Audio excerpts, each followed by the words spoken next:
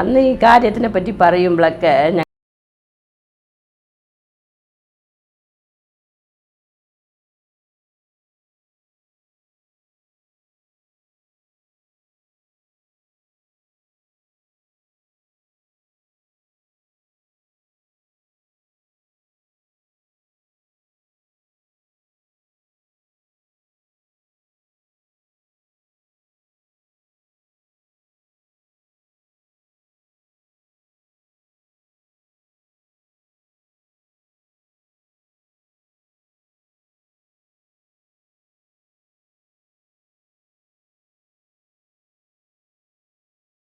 രാജ്യം പാണ്ടിക്കാട് ഇവിടെയൊക്കെ എന്തൊക്കെ യുദ്ധങ്ങൾ നടന്നിട്ടുണ്ട്. പൂക്കൂട്ടൂർ അവിടെ എന്തോ യുദ്ധം നടന്നിട്ടുണ്ട് എന്നൊക്കെ ഓരോന്ന് പറയും. അതൊക്കെ ഞങ്ങൾ ചെറുപ്പപ്രായമായ കാരണം അന്ന് ഈ കാര്യം ആരും അത്ര ശ്രദ്ധിച്ച് കേൾക്കില്ല.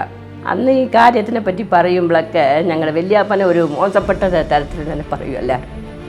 അത് കാരണം ഞങ്ങളുടെ വലിയപ്പനൊന്നും പറയില്ല അധികം ആരും.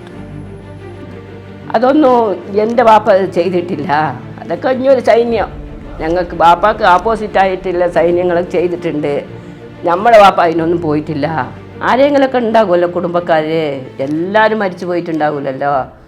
എവിടെയെങ്കിലുമൊക്കെ ഇപ്പം നിങ്ങളിവിടെ പെട്ടമാതിരി ഏതെങ്കിലുമൊക്കെ രാജ്യത്ത് ഉണ്ടാകുമല്ലോ ആൾക്കാർ. ഒന്ന് പോയി നോക്കാമല്ലോ നിങ്ങൾക്ക്. മലപ്പുറത്ത് പോയാൽ അറിയാലോ എന്താ കുടുംബം ഉള്ളത് എന്താണെന്നറിയാമല്ലോ. അങ്ങനെ ചോദിച്ചു. അത് ഭയങ്കരമായിട്ടുണ്ടായിരുന്നു മനസ്സിൽ സങ്കടം. ആരും കാണാത്ത കണ്ടല്ലോ. 1921 മലബാർ സമരത്തിൽ ബ്രിട്ടീഷുകാരുടെ വെടിയുണ്ടയിൽ ചിതറിത്തെറിച്ച ഒരു കുടുംബമുണ്ട്. വാര്യംകുന്നത്ത് കുഞ്ഞഹമ്മദ് ഹാജിയുടെ കുടുംബം. അവരിൽ ഒരു വിഭാഗം കോയമ്പത്തൂരിലും മറ്റൊരു വിഭാഗം മലപ്പുറം ജില്ലയിലെ പാണ്ടിക്കാടും പരസ്പരം തിരിച്ചറിയാത്ത രക്തബന്ധങ്ങളായി ഇന്നും കഴിഞ്ഞു വരികയാണ്. അതിൽ കോയമ്പത്തൂരിലെ ആ കുടുംബം റമീസ് മുഹമ്മദിൻ്റെ സുൽത്താൻ വാര്യംകുന്നൻ എന്ന പുസ്തക പ്രകാശനത്തിന് വേണ്ടി മലപ്പുറം ജില്ലയിൽ അവർ കുടുംബസമേതം എത്തിയിട്ടുണ്ട്. അതിൽ വാര്യംകുന്നത്ത് കുഞ്ഞഹമ്മദ് ഹാജിയുടെ മകൻ വീരാവുണ്ണിയുടെ മകൻ മുഹമ്മദിൻ്റെ മകൾ ഹാജറയാണ് ഇന്ന് നമുക്ക് അതിഥിയായി എത്തിയിട്ടുള്ളത്. അവരെ നിങ്ങൾക്ക് മുമ്പിൽ പരിചയപ്പെടുത്തുകയാണ് സുപ്രഭാതം ഓൺലൈൻ. 100 വർഷങ്ങൾക്ക് ശേഷം വാര്യംകുന്നത്ത് കുഞ്ഞഹമ്മദ് ഹാജിയെ ഇന്ന് ഈ ഒരു സമൂഹം മൊത്തത്തിൽ ഓർത്തെടുക്കുകയാണ്, വീണ്ടും ഓർത്തെടുക്കുകയാണ്. ഇതുവരെ ഈ ഓരോ കാര്യങ്ങളിലൊന്നും അത്ര അറിവോ അല്ലെങ്കിൽ ഇതേക്കുറിച്ച് ഇതിൻ്റെ ഒരു പ്രസക്തിയോ അറിയാതെ കഴിഞ്ഞ നിങ്ങൾക്ക് ഇപ്പോൾ ഈ ഒരു കാര്യം അദ്ദേഹത്തെക്കുറിച്ച് ചർച്ച ചെയ്യപ്പെടുമ്പോൾ എന്താണ് ഒരു മനസ്സിലുണ്ടാവുന്ന ആ ഒരു വികാരം? ആരെന്ന് പറഞ്ഞാൽ ഭയങ്കര സന്തോഷമുണ്ട്. ഞങ്ങളുടെ വലിയപ്പ ആ കാലത്ത് പറയുമ്പോൾ ഇതൊക്കെ ഒരു കിനാവ് പോലെ തന്നെ എൻ്റെ മനസ്സിലുണ്ടായിരുന്നത്. ശരിക്കും ഇതൊക്കെ നടന്നിട്ടുണ്ടാകുമെന്നും കൂടി ഞാൻ വിചാരിച്ചിട്ടില്ല. എന്നാൽ അതൊക്കെ സത്യമാണെന്ന് വിചാരിക്കുമ്പോൾ ഭയങ്കര സങ്കടമുണ്ട്, വലിയ സന്തോഷമുണ്ട്. ഓക്കെ, നിങ്ങളുടെ കുടുംബ പരമ്പര, വീരാവുണ്ണിയുടെ ആ ഒരു കുടുംബ പരമ്പരയെക്കുറിച്ചൊന്ന് വിവരിക്കാൻ പറ്റുമോ? അവർ മക്കളോ? ആ, എല്ലാ കാര്യങ്ങളും. വീരാവുണ്ണി അവരുടെ ഭാര്യ കുഞ്ഞാമിന, അവരുടെ മകൾ ഖദീജ, ആദ്യത്തെ ഒരു കുട്ടി അത് മരിച്ച്, രണ്ടാമതൊരു കുട്ടി പെൺകുട്ടി, അത് ഖദീജ തന്നെ പേര്. അതിൻ്റെ ശേഷം എൻ്റെ വാപ്പ മുഹമ്മദ്, അതിൻ്റെ ശേഷം എൻ്റെ എളാപ്പ മൊയ്തീൻ, പിന്നെ എൻ്റെ ഒരു അമ്മായി ഫാത്തിമ. അവർക്ക് 4 മക്കൾ. ആ 4 മക്കളിൽ ഉള്ള മക്കളാണ് ഞങ്ങളെല്ലാവരും. ഇന്ന് എത്ര ആ കുടുംബത്തിൻ്റെ ആ ഒരു കുടുംബ പരമ്പരയിൽ എത്ര പേര് ജീവിച്ചിരിപ്പുണ്ട് കോയമ്പത്തൂരിൽ മാത്രമായിട്ട്? ആ പരമ്പരയിലത്തെ? അതെ, പരമ്പരയിലത്തെ പറഞ്ഞാൽ ഒരു 50ഓളം ഉണ്ടാവും. ചുരുങ്ങി പറഞ്ഞാൽ ഒരു 50ഓളം ഉണ്ടാവും. കെട്ടി വന്നതും കെട്ടിപ്പോയതും അല്ലാത്തത് രക്തബന്ധങ്ങളായ ഒരു 50 പേരുണ്ടാവും. നിങ്ങൾ വാര്യംകുന്നനെ കുറിച്ച് എങ്ങനെയാണ് ശരിക്ക് കേട്ടറിഞ്ഞിട്ടുള്ളത്? ആരിലൂടെയാണ് കേട്ടറിഞ്ഞിട്ടുള്ളത്? എങ്ങനെയാണ് വാര്യംകുന്നനെ കുറിച്ചുള്ള അറിവ് കിട്ടിയിട്ടുള്ളത്? എൻ്റെ വലിയപ്പ പറഞ്ഞത് തന്നെ.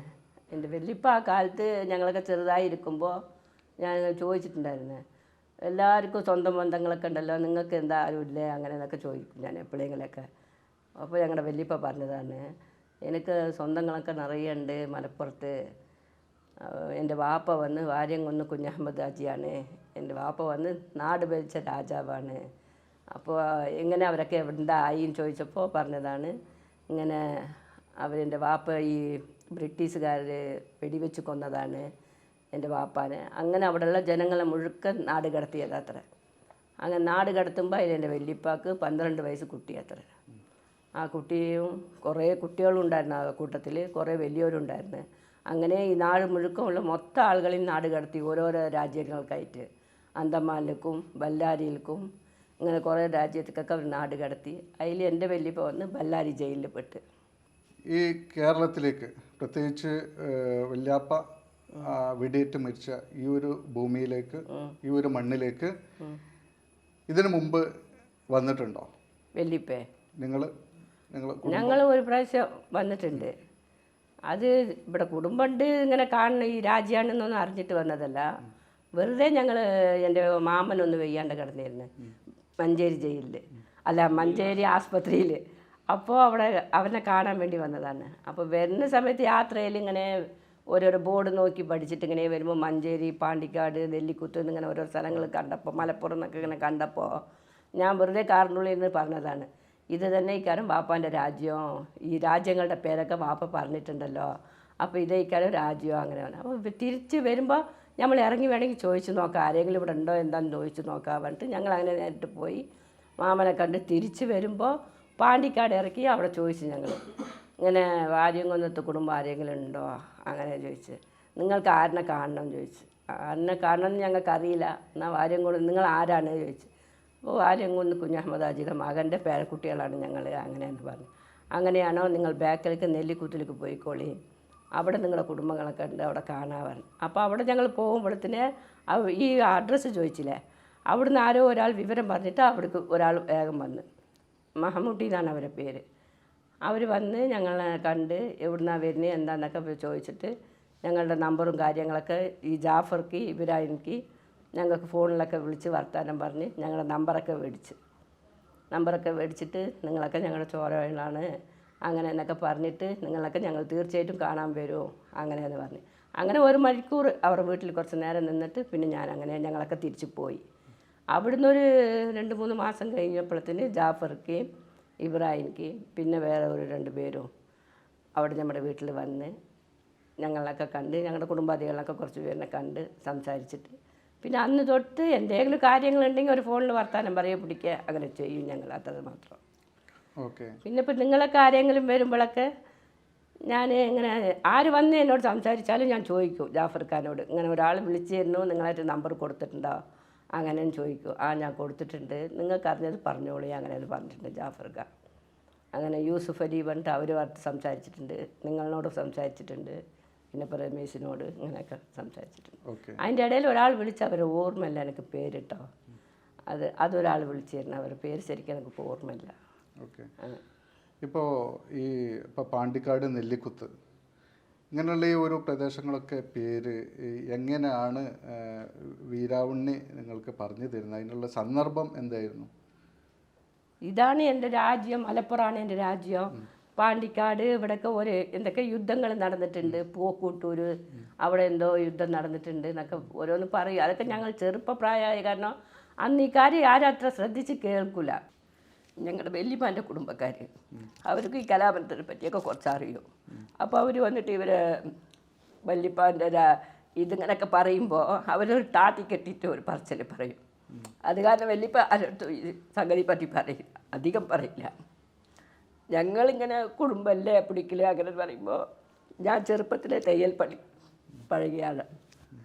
അപ്പോൾ എൻ്റെ അടുത്തിരുന്നിട്ട് ഇങ്ങനെ ഓരോന്ന് പറയണതാണ്, ഇങ്ങനെ കണ്ടായിരുന്നു എൻ്റെ വാപ്പ നല്ല സ്വത്ത് മുതലൊക്കെ ഗവൺമെൻറ് അവകരിച്ചെടുത്ത് ഞങ്ങളുടെ എല്ലാ റെക്കോർഡും കത്തിച്ച് കളഞ്ഞ് അങ്ങനെ പറഞ്ഞിട്ടുണ്ട്. അങ്ങനെ ഇത് ഞങ്ങളുടെ വല്യാപ്പാൻ്റെ ഒരു കൂട്ടുകാരുണ്ടായിരുന്നു വാപ്പുട്ടിക്ക പറഞ്ഞിട്ട്, അവർ വന്നിട്ട് ഈ കഥകളൊക്കെ കേട്ടിട്ടുണ്ട്. അവർ ഞങ്ങളുടെ വല്യപ്പ ഇങ്ങനെ എല്ലാ കഥയും മാപ്പുട്ടിക്കാൻ്റെ അടുത്ത് പറഞ്ഞിട്ട് അവർ വന്ന് എന്ത് കാട്ടി ഇത് വന്ന് തമിഴിൽ പറയട്ടെ സുതന്ത്ര പോരാട്ട വീരർ എന്ന് പറയും അവിടെ തമിഴിൽ. ഇവിടെ എന്ത് പറയും അറിയില്ല, സമര പോരാളി എന്നറിയില്ല. അതുപോലെ ഇത് നിങ്ങൾക്ക് ഉണ്ടാകും, നിങ്ങൾക്ക് വന്നിട്ട് ഞാൻ പെൻഷൻ വാങ്ങിത്തരാമെന്നൊക്കെ പറഞ്ഞ് അതിൻ്റെ റെക്കോർഡുകളൊക്കെ എടുത്ത് ഞങ്ങളുടെ വല്യപ്പാക്ക് പെൻഷൻ മേടിച്ച് കൊടുക്കും ചെയ്ത് അയക്കാം. കുറേ കാലം അതിനെപ്പറ്റി എഴുതി പിന്നെ കടച്ചിൽ വരും ചെയ്ത് ആ പെൻഷൻ ഒരു 5-6 കൊല്ലം എൻ്റെ വാപ്പ മേടിച്ചിട്ടുണ്ട്. എൻ്റെ വാപ്പ വല്യപ്പ മേടിച്ച പിന്നെ എൻ്റെ വല്യമ്മയും 5-6 കൊല്ലം മേടിച്ചിട്ടുണ്ട് ആ പെൻഷന്. പിന്നെ അതോടെ ക്ലോസായി. അത് അന്ന് കാലത്തൊക്കെ ഈ കലാപത്തിൽ കുറേ പിടിച്ച് പറയും എന്തൊക്കെ നടന്നെന്നൊക്കെ പറയും. അത് പറയുമ്പോഴൊക്കെ ഞങ്ങളുടെ വല്യപ്പ പറയും അതൊന്നും എൻ്റെ വാപ്പ ചെയ്തിട്ടില്ല, അതൊക്കെ ഇനിയൊരു സൈന്യം ഞങ്ങൾക്ക് വാപ്പാക്ക് ആപ്പോസിറ്റായിട്ടുള്ള സൈന്യങ്ങൾ ചെയ്തിട്ടുണ്ട്, നമ്മളെ വാപ്പ അതിനൊന്നും പോയിട്ടില്ല അങ്ങനെ എന്നൊക്കെ അത് പറയും. അത് പറഞ്ഞാൽ ആരും വിശ്വസിക്കില്ല. അത് കാരണം വാപ്പ ആരോടും അത്ര പറയില്ല ഇതിനെപ്പറ്റി. ഈ വാപ്പ വീരാവണ്ണി അതുപോലെ തന്നെ മുഹമ്മദ് ഇവരൊക്കെ ഏത് വർഷമാണ് മരിക്കുന്നത്? വീരാവണ്ണി വല്യപ്പ മരിക്കുമ്പോൾ 1988 ഇല്ല 88. മുഹമ്മദ് ഞാൻ പറയാം ഇതൊക്കെ പറഞ്ഞിട്ട് ഞാൻ ഡേറ്റൊക്കെ എഴുതിയിട്ട് വന്നിട്ടുണ്ടാവും. മുഹമ്മദ് മരിച്ചത് വന്നിട്ട് അവിടുന്ന് എൻ്റെ വല്യപ്പ മരിച്ച ഒരു 6 കൊല്ലം കഴിഞ്ഞിട്ട് എൻ്റെ വാപ്പ മരിച്ചു. എൻ്റെ വാപ്പ മരിച്ച് 2 കൊല്ലം കഴിഞ്ഞ് എൻ്റെ വല്യമ്മ മരിച്ചു. അങ്ങനെ അപ്പോൾ 88 പറഞ്ഞാൽ 94 മുഹമ്മദ് മരിച്ചത്. ഇപ്പോൾ ലാസ്റ്റ് ഈ കൊല്ലാണ് കഴിഞ്ഞ റമദാനിക്കാണ് എൻ്റെ എളാപ്പ മരിച്ചത്. ഇപ്പോൾ ഈ ഒരു പോരാട്ടം കഴിഞ്ഞിട്ട് വാര്യംകുന്നനെ വെടിവെച്ച് കൊന്നിട്ട് ഏകദേശം 100 വർഷം കഴിഞ്ഞു. ഏകദേശം 100 വർഷമായി. ഈ 100 വർഷമായിട്ടും ഇതുവരെ, അതായത് ഇപ്പോൾ ഇതിൻ്റെ മുമ്പ് ഒരു പ്രാവശ്യമാണ് നിങ്ങളിവിടെ യാദൃശ്ചികമായിട്ട് വന്നു പോയി എന്നല്ലാതെ ഇത്രയും കാലം ഒരു 100 വർഷത്തിൻ്റെ ഗ്യാപ്പിൽ നിങ്ങളുടെ ഉപ്പ അല്ലെങ്കിൽ മറ്റുള്ള വീരാവണ്ണി അടക്കം ഈ ഒരു നാട് സന്ദർശിക്കാനോ ഒന്നും തയ്യാറായിട്ടില്ല. വന്നിട്ടില്ല. അത് എന്താണ് അതെന്താണെന്ന് ഞാൻ ചോദിച്ചിട്ടുണ്ട് എൻ്റെ വല്യപ്പനോട്. ആരെങ്കിലൊക്കെ ഉണ്ടാകുമല്ലോ കുടുംബക്കാര്, എല്ലാവരും മരിച്ചു പോയിട്ടുണ്ടാവില്ലല്ലോ. എവിടെയെങ്കിലൊക്കെ ഇപ്പം നിങ്ങളിവിടെ പെട്ടമാതിരി ഏതെങ്കിലുമൊക്കെ രാജ്യത്ത് ഉണ്ടാകുമല്ലോ ആൾക്കാർ. ഒന്ന് പോയി നോക്കാമല്ലോ നിങ്ങൾക്ക്, മലപ്പുറത്ത് പോയാൽ അറിയാലോ എന്താ കുടുംബം ഉള്ളത് എന്താണെന്നറിയാമല്ലോ. അങ്ങനെ ചോദിക്കും. അപ്പോൾ എൻ്റെ വാപ്പ പറയും വേണ്ട, അത് എൻ്റെ വാപ്പാനെ ദ്രോഹിച്ച നാടാണ്, അത് കാരണം ഞാൻ അങ്ങോട്ട് പോകില്ല, ഞാൻ ചവിട്ടൂല പറയും. അങ്ങനെ മറ്റുള്ളവരോട് നിങ്ങൾക്ക് എന്തെങ്കിലും അങ്ങനെ ഈ ഒരു നാടിനേറ്റ് ബന്ധം വേണ്ടെന്ന് അങ്ങനെ എന്തെങ്കിലും ഒന്നും? ബന്ധം വേണ്ടെന്ന് ഞങ്ങൾക്ക് തോന്നിയിട്ടില്ല, ബന്ധം വേണമെന്നുണ്ട്. വല്യപ്പ വന്ന് ശ്രമിച്ചില്ല, അത് വല്യപ്പ ഈ നാട്ടിലേക്ക് വരാനും ശ്രമിച്ചില്ല, അത് മാത്രമേ ഉള്ളൂ. അല്ലാണ്ട് ഞങ്ങൾക്ക് ബന്ധം വേണ്ടെന്ന് അങ്ങനെ ഉണ്ടെങ്കിൽ ഇപ്പോൾ ഞങ്ങൾ വരില്ലല്ലോ. അങ്ങനെ ഈ കഥകളൊക്കെ കേട്ടിപ്പോൾ എല്ലാവർക്കും അറിഞ്ഞപ്പോൾ ഇപ്പോൾ ഈ റീസണായിട്ടാണ് എല്ലാവർക്കും ഇത് അറിയുന്നത്. ഇങ്ങനെ കുടുംബങ്ങളുണ്ട്, നമ്മുടെ കുടുംബം ഇങ്ങനെയാണ് എന്നുള്ളത് അറിഞ്ഞിട്ട് ഇപ്പോൾ എല്ലാവരും ഉത്സാഹിക്കുന്നുണ്ട്, ഇങ്ങോട്ട് വരണം പിടിക്കണം എന്നൊക്കെ എല്ലാവരും ഉത്സാഹിക്കുന്നുണ്ട്. ഇനിയും വരാനും ആൾക്കാർ നിറയെ പേര് ഒരുങ്ങുന്നുമുണ്ട്. അന്ന് എൻ്റെ വാപ്പ അത് ഒരുങ്ങിയില്ല, അവരെ മക്കളായിട്ടും അത് ഒരുങ്ങിയില്ല. അപ്പം നമ്മളൊരു വഴി കാട്ടിക്കൊടുത്താലേ നമ്മുടെ മക്കൾ അതിൻ്റെ പിന്നിൽ വരുള്ളൂ. വാപ്പ അത് ഒരുങ്ങിയില്ല, അവരെ മക്കളും അതിന് ഒരുങ്ങിയില്ല. ஆனால் എൻ്റെ ചെറിയ അമ്മായിക്കൊക്കെ നല്ല പൂതി ഉണ്ടായിരുന്നു, ഈ മലപ്പുറം രാജ്യം കാണണം പിടിക്കണം, വാപ്പ ജനിച്ച നാടല്ലേ പോയി കാണണം എന്നൊക്കെ നല്ല മരിക്കുന്നവരെ പറയും.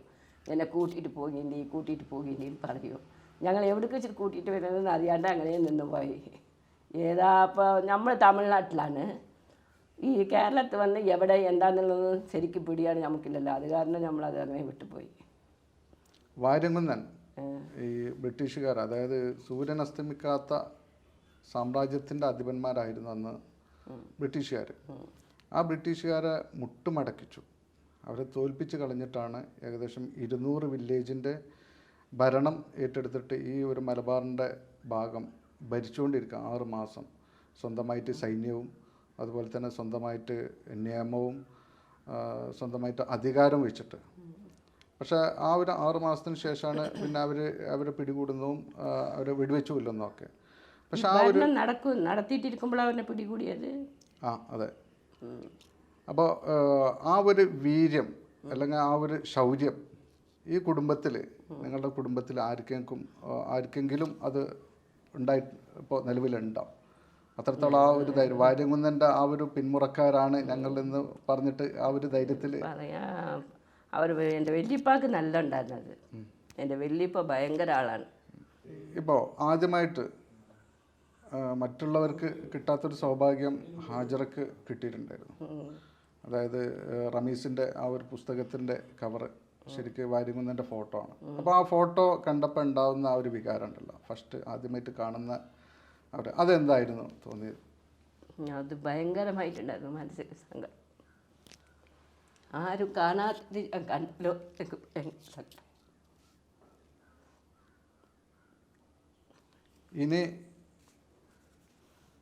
ഇനി ഇവിടെ അവിടെ കോയമ്പത്തൂർ വിട്ടിട്ട് വല്യാപ്പാൻ്റെ നാട്ടിൽ താമസിക്കല്ലാണ്ട് ഇവിടെ തന്നെ അവർ ജീവിച്ച് പോകണം എന്നുള്ളൊരു ആഗ്രഹം ഞങ്ങൾ കുടുംബത്തിൽ ഉണ്ടോ?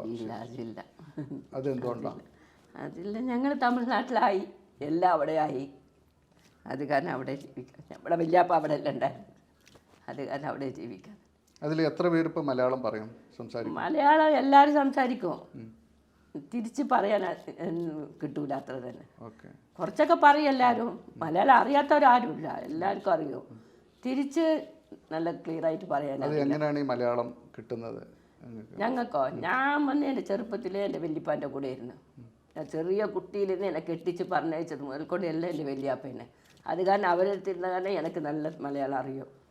പിന്നുള്ളവരൊക്കെ മലയാളം പറയും. വല്യമ്മാൻ്റെ അടുത്തും വല്യപ്പാൻ്റെ അടുത്തൊക്കെ എല്ലാവരും മലയാളം തന്നെ പറയും. അവരുടെ മക്കളും പേരക്കുട്ടികളും എല്ലാവരും മലയാളത്തിൽ തന്നെ സംസാരിക്കും. ബാക്കി അവരെ ലൈനായിട്ട് വരുമ്പോൾ ഇപ്പോൾ ഞാൻ എൻ്റെ മാപ്പിളുടെ അടുത്ത് തമിഴ് തന്നെ സംസാരിക്കുള്ളൂ. മക്കളുടെ അടുത്ത് തമിഴ് സംസാരിക്കും. നമ്മളായിട്ടുള്ള ആങ്ങള പെങ്ങന്മാരെ കാണുമ്പോൾ മലയാളത്തിൽ സംസാരിക്കും.